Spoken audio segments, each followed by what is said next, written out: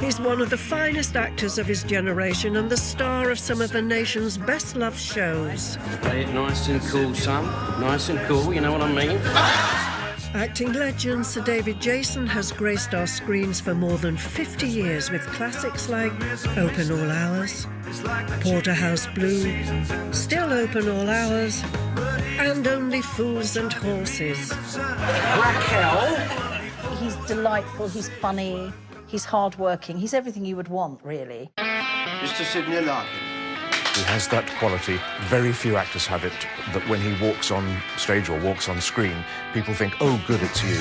Perfect. Tonight we are paying tribute to his remarkable life and stellar acting career. I saw that. David Jason is one of our great national treasures. You're the master.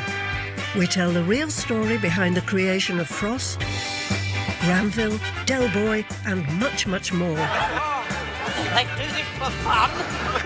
We've unearthed little-known gems from the star's colourful early career in TV apps. I'm here to demonstrate how PG-tipped big bags gets the tea you can really taste out into the pot.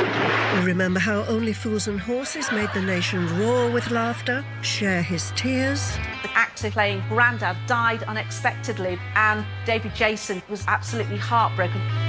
And we celebrate his big TV triumphs. None of us knew it was going to be big, none of us. Right, well, cheers, everyone.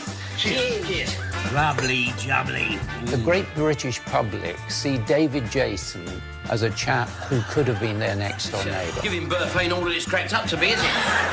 That's what makes him the actor he is, the comedy genius he is. This is the wonderful story of the working-class lad from North London who went on to become Britain's most treasured actor. The governor, the governor.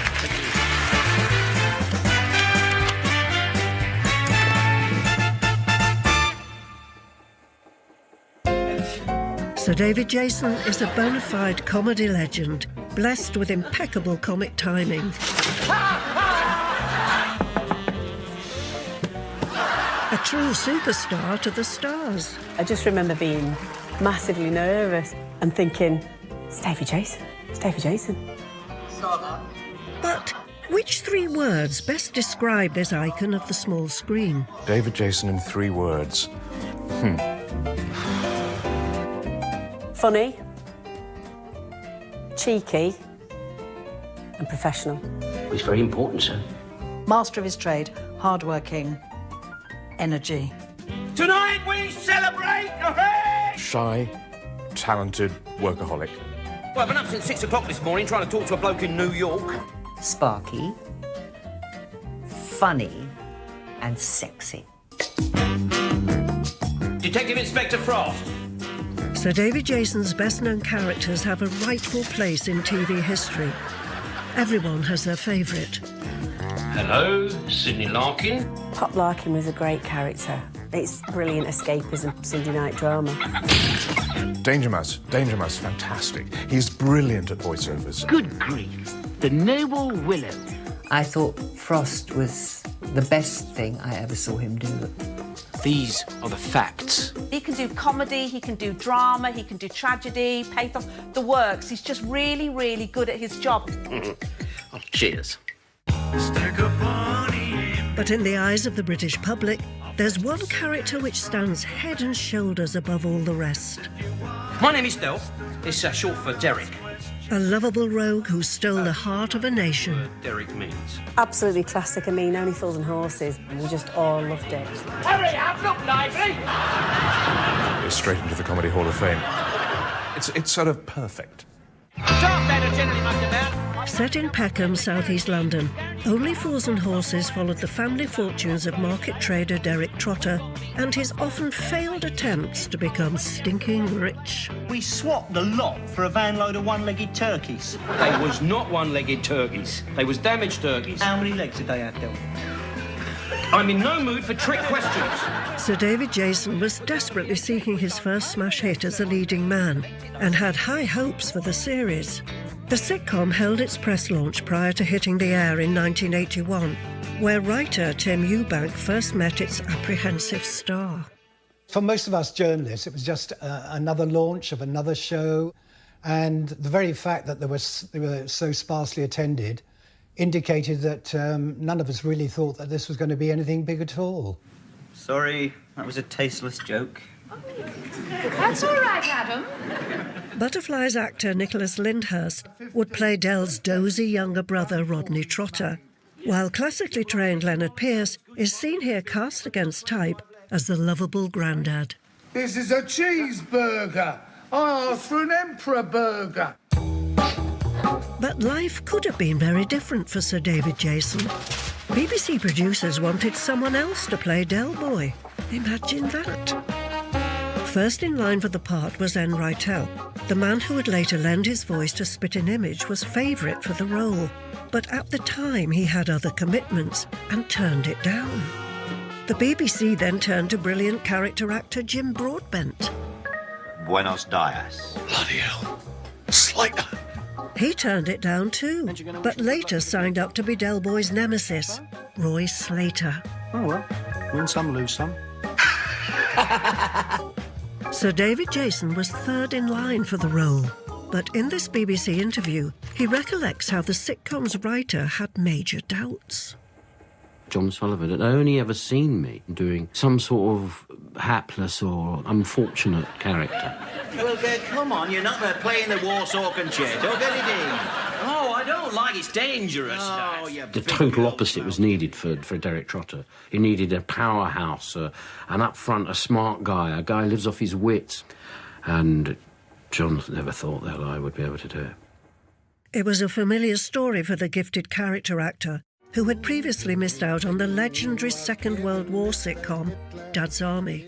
They were looking for someone to play the elderly Lance Corporal Jones. Evening. Now, the BBC at the time, the commissioners, and they said, well, it's got to be Clive Dunn. You know, he was very well known at that time. It looked as though Clive Dunn was not going to be available for Dad's Army. David was handed the role. Thank you for letting me know. And then, amazingly, in the afternoon, Clive Dunn was brought back in.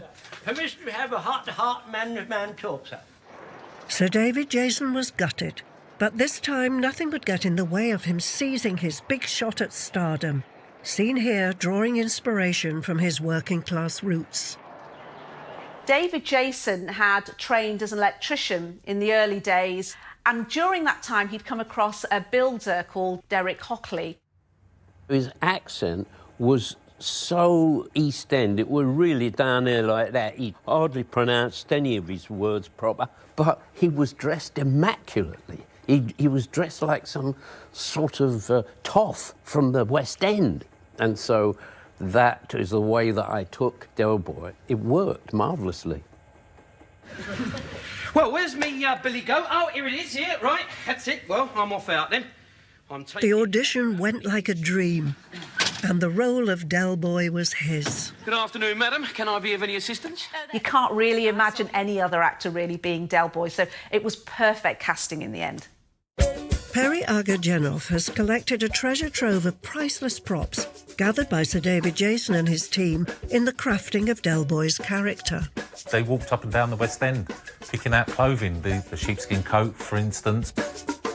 All right, Grandad. Dinner ruined yet? But also very smart, casual shirts and cashmere coats, of course. I mean, this isn't your normal market trader, and a lot of that influence did come from David Jason. You must have spent a third of your life standing in front of mirrors. A characterisation that was just perfect. This is not polyestery, you know. This is pure Grimperly. Del Boy's iconic look was in the bag, and the whole cast were creating comedy gold. I used to drive for the John Player special team. On the Grand Prix circuit? No, delivering fags round Moose. But surprisingly, this classic sitcom initially struggled to grab the viewer's attention. I mean, I've always been a trier. Yeah. Probably got one of the worst figures of audiences in the entire history of television. And one of the reasons was because look at the title. Only Fools and Horses. What does that mean? That gives you no clue at all. Now brace yourself, Rodney. Brace yourself. Del Boy badly needed a break if he was to avoid being dropped. In '83, there was a BBC technicians' strike. So things went off air, and suddenly they needed to look for repeats. Today, in one of the main production studios, the set was empty. What they did was put on Only Fools and Horses. They ran Series 1 and Series 2 again, just to fill the gap. Only Fools and Horses was such a hit when it was a repeat. And, you know, the rest is history. Del Boy created iconic scenes like this 1996 Christmas special. And Derek Hockley, the inspiration behind the breakthrough role, would be forever grateful for his small part in TV history. Unfortunately, he died a few years ago.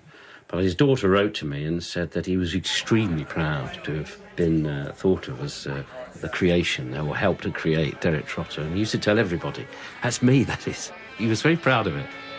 This unparalleled period of on-screen success would see Sir David Jason star in hit after hit. Just like that. After hit. I can't believe it. After hit. I'm one of the Hogfather's little helpers, me. But this master of comedy's rise to fame was far from easy.